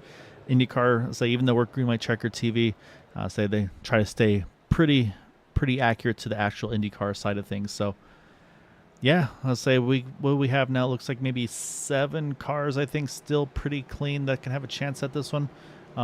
So we'll have to keep an eye on those 7. Like I said, you've got, I think, Frank Irwin. Yeah, I think he had a broken right front. He just limped as far as he could go there. Wayne Campbell, of course, getting that wave round. Still 1 down. So you've got Forsyth, Heisong, Peterson, Schaus, Santos, Morales, and Colley are our top 7 here. And we're going to restart this thing with 4 to go here, Andrew. You know, I don't think Craig is going to be an easy person to pass, not just because he's Craig, but just because he is on a narrow track with a lot of availability to stay very, very tight on that bottom line. So I think Jeff and Eric are both going to need some really, really strong restart to get any run here. I mean, Eric really did look strong on that last run there before the caution, and he was making a lot of moves on the outside. He did seem pretty fast, and you know, I know both Jeff and Eric are both looking for really, really good runs in this series, in this league. So after some rough races early on. So let's see what they could do. I'm sure they're very hungry and they're going to go for something here. Oh yeah, no, they've seen enough of Craig getting wins, so it's like, hey, we're in position. We're not going to let you get another one if we can help it. As we are down and away, 4 to go at the line. You can see the field's all starting to build back up as Craig's going to lead the field through the restart. Again, he's going to build up a little bit of a gap, but then that's where things start to get a little dangerous because that's where Heisong's going to get a big head of steam if he can time it right. Again, he doesn't have to pass Craig and clear him. He's just got to get that nose ahead at the time of the start-finish line if we can get to that white flag lap. So they want this thing to stay clean and green to the end. But look at Peterson again. So much momentum up top. They make contact. That is going to send them up and around. And that, I believe, well, so far no yellow yet. I don't see how we stay green. There's the caution. Oh, my goodness. There's a couple cars sliding right on by him as well. That will be it, unfortunately, tonight, and that is that's a heartbreaker because again, they were going for the podium, and unfortunately, you can see they both now wind up outside that top 5 and all of that. So, that's a tough one. I say now Craig's just gotta not get involved in anything on these couple caution laps, and he will grab another win this season.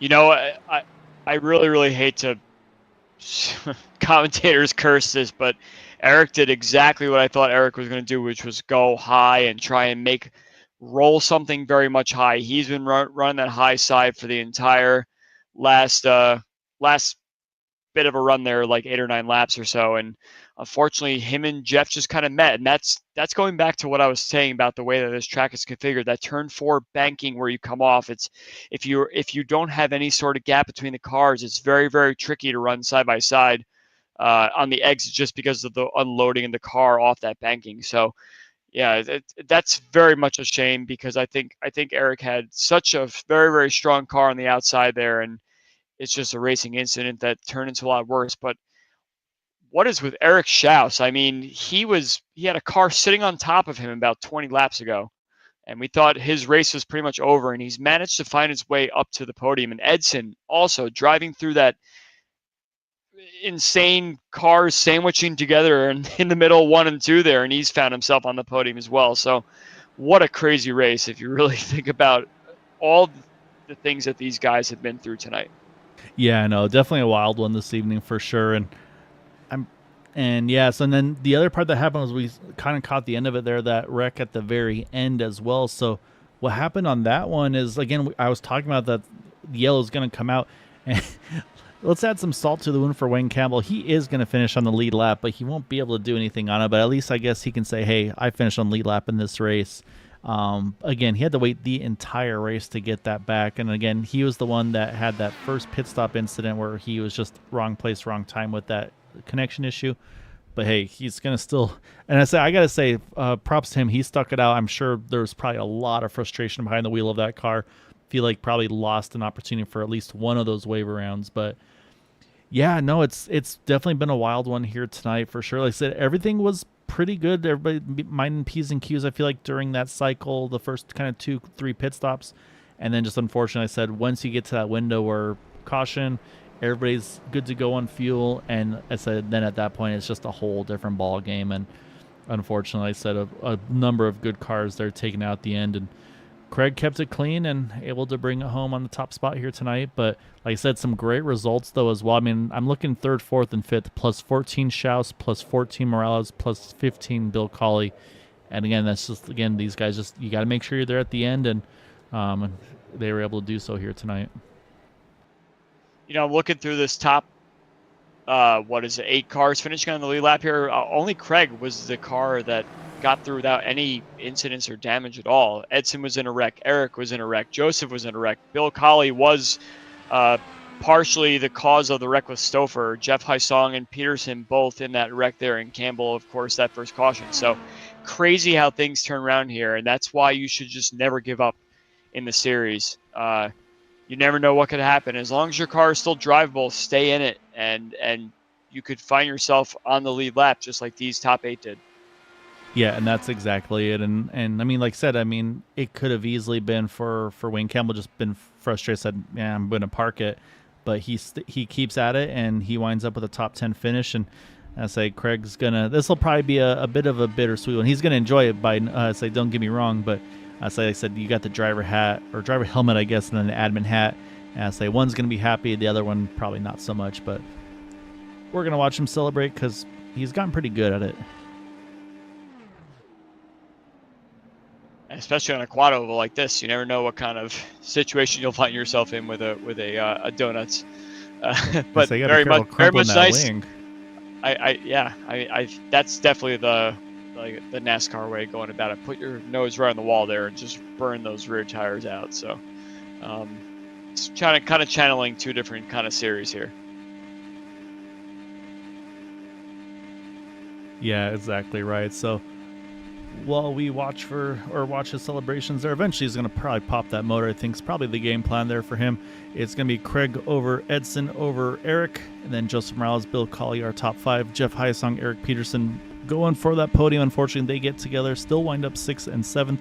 Again, just kind of shows the attrition we had here tonight. Wayne Campbell gets that last-ditch effort to be able to still grab the lead lap there at the end, and I think there popped the motor for Craig. And then, I mean, you look at that. I mean, look at, was that 9th on back there, 2+ laps down for Bill Burrell, Larry Yingling, Hugo there in 11th, 3 down. Nicholas Stockner, same thing, 3 down for him. And I mean, and again, I gotta say, for Stockner, he was one of those guys. Again, he had that issue right at the very get-go of this race, had to pull over, stuck it out the entire race. So big props for him to make it all the way through tonight.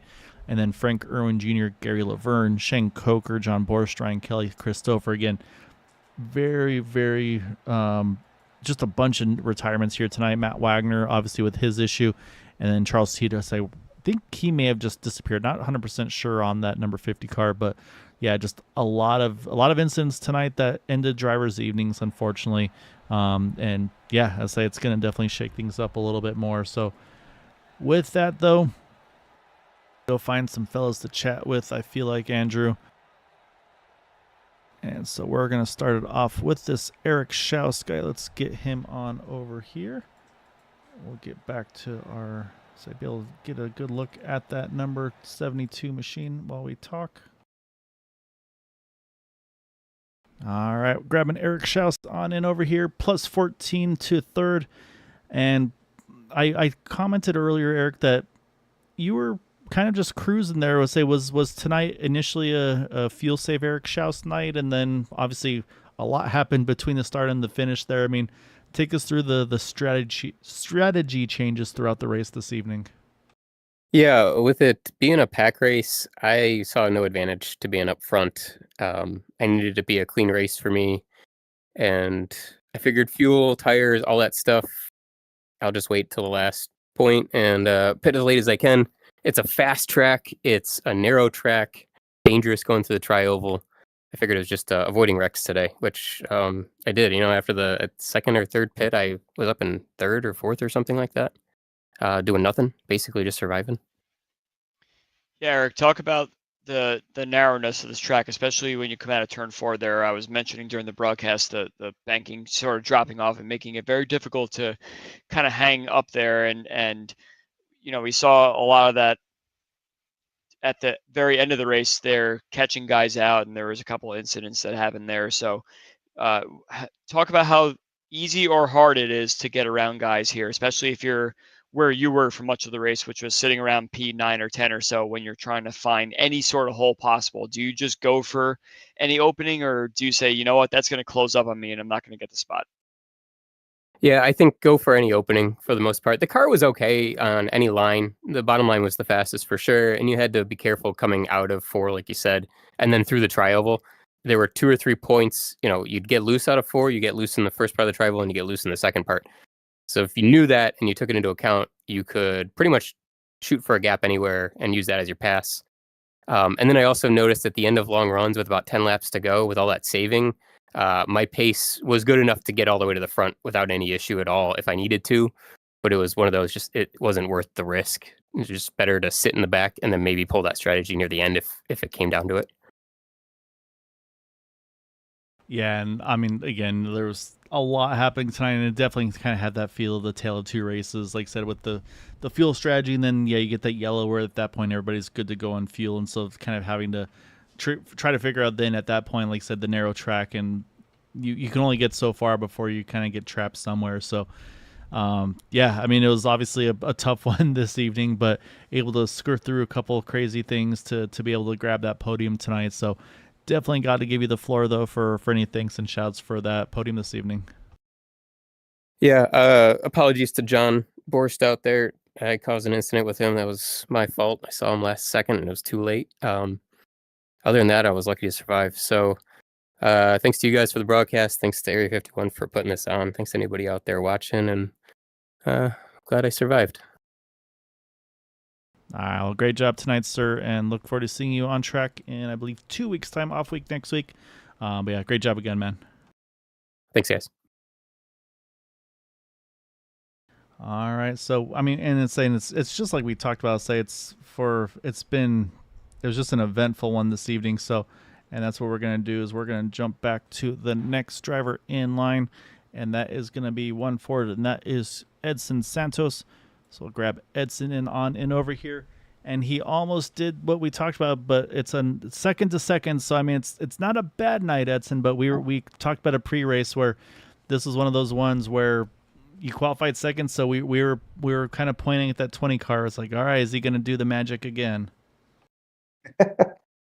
Yeah, that's true. Second again on the quali, but. Today didn't work to win with this P2 in quali, but yeah, good evening, everyone. Congrats to Craig for the victory. For me, the second position, how can I say, has a better taste than the last week because P2 in last week definitely I lost the race, but today, due to the circumstances, I think this result fell from the sky. It made me make this less bad in terms of points because of Craig's victory, my rival for the title. But yeah, I guess I'm glad for the result due to the circumstances of the race. Yeah, it's during that second stint after the first green flag pit stop, it seemed like you dropped back a little bit. Was that by design, or were you struggling with some dirty air, or were you trying to figure some things out, or fuel save? Tell us why you dropped back. I think you came out around second or third place, but at one point you dropped down to sixth place, and we were talking about it, wondering what if you just got knocked out of line, lost momentum, or was this all part of the plan for what you wanted to do for the end of the race? Yeah, the first stint, I wanted to be among the first drivers. About 2 or 3 times I tried to overtake Matt, but I couldn't using the median and the outside line. But I crossed the finish line in front, like I guess 2 or 3 laps. So at least I did a lap. This is an extra point. But from then on it was bad because my pit exit was bad, and my first pit I slipped, and then I came back like 2 seconds behind the leading pack. And the second we like took longer, like 8-10 laps to reach the main group again. And in this second stint, I started to save fuel, and so I thought I'm gonna make another strategy, making along my pit, and it could be good. In the end, the final, this another stint, I went to the pit. I knew Matt had gotten a penalty, but the yellow came exactly when I was in the pit. So I became lapped, and was disappointed because like 10 seconds before I would be in pit, and maybe I will be in front with the last pit already done. So I just made the wave, and there I already knew that Craig would win the race using the inside line, protecting the inside line. I was hoping to improve my position because when I was in 10th, I think, there were some incidents in front of me. I gained some positions, but unfortunately I had to use a fast repair because I couldn't hide for an incident. And so in this final, I was lucky because I was in 5th or 6th position, and so this P2 just as I said, came from the sky. I was not expecting. I was expecting to finish in 4th or 5th. And so I'm glad with this position, and I think I managed the short distance to Craig in the championship table in order to have some chance in the last race. Yeah, and actually I was looking at the points. I just was able to update them, and again, so we've had 10 races. We have the 2 drop weeks, so right now it's showing your best 8 of 10. And so, yeah, it's literally 7 points between you and Craig. So, and Andrew, I'm looking at the stats, and they both have 3 wins, and the only difference is Craig has 2 more top 5s and 1 more top 10. However, Edson has the edge on bonus points by 5 points. So it's neck and neck between you. Obviously, we still got some racing to go. But yeah, Edson, it's been a really, really good run, like you said, and you did everything you could there to gain a few more spots at the end. And again, of course, you want to beat him, but to minimize the damage after the troubles you had tonight with the pit stop cycle and then the incident, really, really great drive, man. Like I said, just staying after it tonight. So again, congrats on the P2, but of course, always got to give you the floor for any thank you and shout outs for that result tonight. Yeah, thank you for the words. I'm glad too with the result. Yeah, shout out for my teammates in Brazil from Linear Energy Racing, and so for Craig, winner of the race and organizer of the league. I love to race here, and to Charles also because he finished in turf and entire podium, deserves the congratulations. Yeah, see you soon. Maybe next week. No, next week. 2 weeks. 2 weeks. Yeah, I will be here. Yeah, 2 weeks. Maybe I will be here again in podium, and so I hope to be in front of Craig in the race and the champion table. Yeah, no, keep Craig honest. Make him work hard for it here tonight or the rest of the season. Edson, great job tonight though, and yeah, I look forward to seeing you here in 2 weeks' time, sir. Yeah, see you guys. Take care. All right, that leaves us one fellow left to chat with, And once he crossed that start finish line, he ran away as far as he could, because I believe if you said correctly, Andrew, he was the only driver to keep it clean all evening tonight. And it was a lot going on. And Craig, I say you're going to have probably a lot of hats to put on after this evening, but we'll start with the driver hat, helmet, whatever you want to call it first. It was eventful tonight. I mean, we got some great green flag pit stops in, and then unfortunately a couple cautions on one of the sections from just connection issues. And then then you're able to, I was saying the showing is perfect here at the end. Say that blue and white car was living on that blue and white line. I'm guessing that's pretty much where you're planning on living that last stages of that race, no matter what. Yeah, no matter. Yeah, no. I mean, I was really happy. Other than the one net. I mean, we had the caution on lap 35 or whatever it was, and I was like, oh, well, yeah, at least we almost got a full stint. And then in watching it and review and realizing that was the most egregious net code I've seen in ages. It was so bad. So basically we went 100 laps, green flag racing. This tight is really impressive. It was unfortunate the five other, we had 5 cautions back to back. Basically, once the problem was once we rebunched everyone back up, there wasn't enough time to get everyone strung out again with the aggression level that everyone had turned up as we were getting closer towards the end of the race. So I'm not going to pretend like I was not very lucky to come away with the win tonight. That was a lot of right place, right time, and lucky avoidance to get ourselves up in the front, because you saw how dominant being in the lead was. And as long as you wanted to stick to keep the lead, there was no issues keeping the lead here.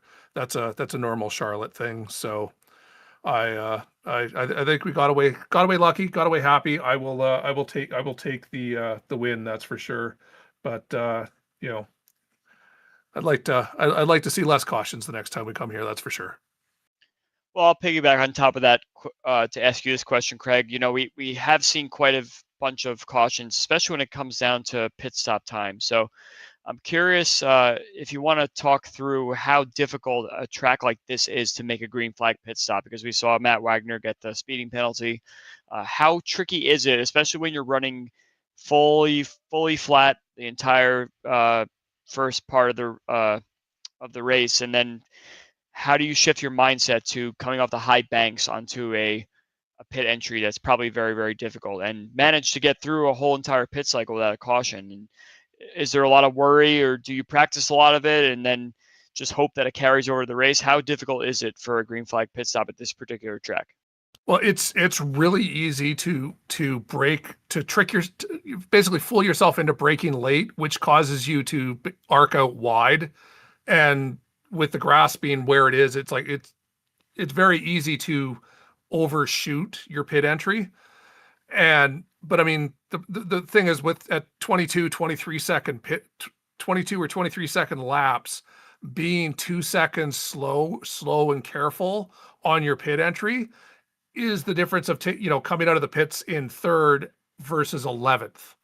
That 2 seconds of time. So tracks like these are the ones where it's the most important to be really fast, getting it fast in and fast out on your pits. The problem is that it's such a narrow margin that it invites either blowing through it and being and getting the speeding penalty, or even worse, looping it on exit because you were trying to push that little bit too hard, just to make up that 2 second window, so that you don't end up at the back of that pack because the pack is so tight.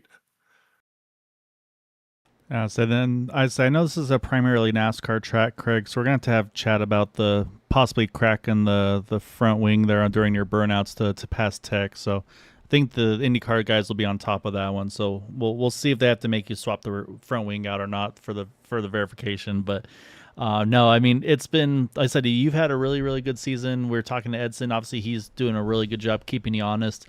I mean, you guys tied on wins. You have the advantage by top 5s by 2, top 5s by 1. And he's got the advantage on the bonus points by 5. And so it's 7 points between the two of you as we get to these later stages of the race, of the season. I mean, is that something where you're going to start keeping a closer eye on that 20 car? Or is this one of those kind of like maybe like pulling the the Christopher where it's like, I don't want to look at the points. I just need to try to do the best I can at each race? No, I knew Edson came into this race as the leader. From a driver perspective, I was not unhappy to see him caught up in the wrecks early on, and he ended up to, I think, a lap or two down, and had but I mean, good on him. As far as going from being at the front and having issues and then being able to come back and finish second, good on him for that. That's just, it says a lot about how good a driver he is.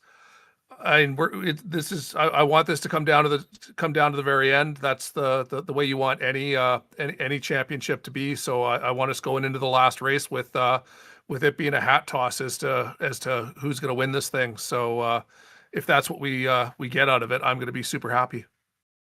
Not as a driver, but as an admin. Yes, yeah, I was gonna say. Well, let's say, or you can ruin everything and just take a winner take all winner take all finale. Don't do that. But no, it's awesome job tonight, Craig. Like I said, it was a really fun race tonight, and yeah, you guys, like I said, I mean, for as tight as this track is, as fast as it is, everybody did a really good job. But yeah, like I said, once you get to the end where everybody's good on fuel, tires, everything like that, then yeah, unfortunately, it's a lot of times the aggression is just going to ramp up there at the end. But like I said, you were able to keep that car clean, nail the pit stops, and put yourself in that prime position at the very end of it. So say, don't sell yourself short either for what you did behind the wheel. But go enjoy this one, Craig. But before we let you do that, of course, got to give you the floor for any thanks and shouts for that win this evening. No, yeah, I got to thank Jim over at 4D Racewear. Get your shoes, get your gloves, all that stuff. New gloves are coming out soon. I mean, Chris ran a good race tonight. Just got caught up in an unfortunate incident. I mean, it was and it was the same with Bill. I mean, I think at one point Bill was in fourth or fifth, and looking like going to get a good finish, and then just got caught up in an incident. So. Good to get the win for the 4D Racewear team. Unfortunate the other two just couldn't get good results as well. I mean, he's still Bill's still happy with getting his result in ninth. So yeah, and everyone who's coming out, we're still maintaining 20 cars a race heading towards the end of the season here. Extremely happy with the turnout, happy with the response to everyone, and I hope the fans have enjoyed the product we've been putting on, and you guys doing the broadcast. I hope the fans are enjoying everything. Great job tonight, Craig. I'll let you go debrief with your buddies, and yeah, go enjoy this one, sir. We'll see you back on track in 2 weeks' time at Michigan. Thanks. You guys stay safe. All right, Andrew, that is our winner in that number 99 of Craig Forsyth.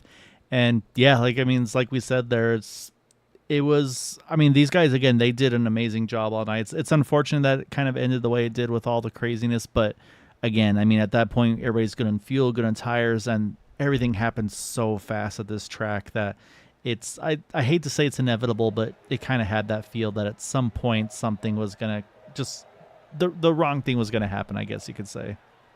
I kind of agree with you there, and I was pleasantly surprised to see almost 2 full stints before an incident there, because a track like this is just very, very hard to keep everyone running low line, high line, side by side for as long as we did. But these guys are so good. We have these races here and there where things get a little bit wild and crazy, but at the end of the day, everyone knows what they're doing out there, and if there's a will, there's a way. So I'm very encouraged by what I see, and let's hope that the next races to end the season here are just the same level of excitement, and maybe we'll get a full green race in. Yeah, and yeah, I definitely wouldn't put it past these guys because, like I said, there's been some really good races. And at a track like this, to do what they did prior to the very end, that was really impressive. And I'm looking at the schedule, have Michigan, and then obviously we know how that one's going to be wild, the way it's going to race. New Hampshire is going to be a fast flat track. I know that's one you're very fond of, and so it's going to be fun to see how they handle that one.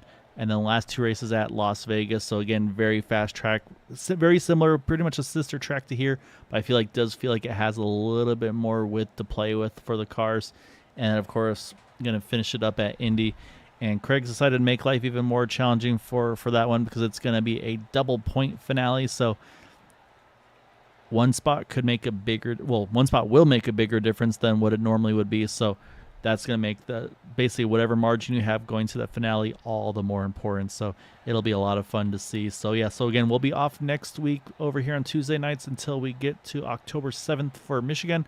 However, Super Speedway side, we will be back again this Friday and Sunday, getting set up for the first races of the playoffs on the Super Speedway side. So definitely be there for that. Andrew, always a pleasure doing these with you, man. It's always so much fun to hang out and watch these guys do what they do best and be able to enjoy it with the buddies. So yeah, really appreciate everything you do with this one. Yeah, it's always a pleasure to be here. And, you know, after missing a couple of those races, I definitely miss it. So I'm glad I'm back full time now, and let's finish the season off strong. Yeah, looking forward to everybody that watches and supports us. Clindy, we saw you over here. Matt, sorry for the bad luck. Shane, same goes to you. But again, love having you guys peeking in the chat. Obviously, we'd rather be after a win, podium, celebration.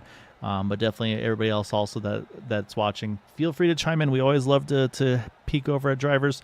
Like I said, we have no shame on stealing some extra interest, if you will, from the fan viewers. So yeah, let's say appreciate everybody. And as always, until next time, take care, stay safe, have a good night.